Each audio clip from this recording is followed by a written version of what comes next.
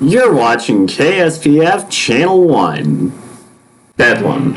The name alone means a scene of uproar. It's a game that's seen the Cowboys and Sooners meet since 1904. Bedlam. It's a game that's typically been dominated by the Sooners. Bedlam. 2020, the 115th edition.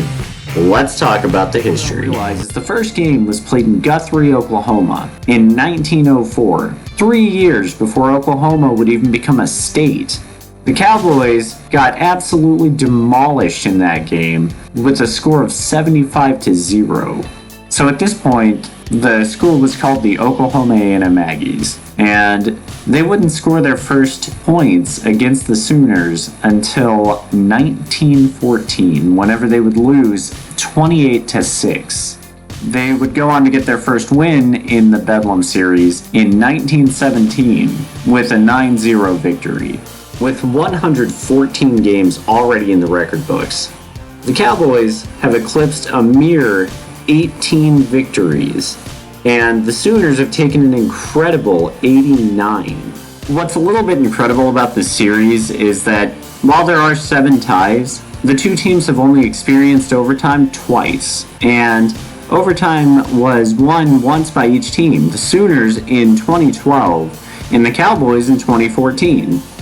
It seems worth mentioning at this point in the video that while the Sooners have been dominant, there is currently one forfeit in the entire series. The Sooners had to forfeit the 1972 season after playing an ineligible player.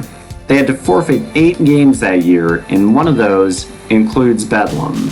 In the last 15 years, 3 head coaches have taken the field against each other. For the Cowboys, they've had one, Mike Gundy.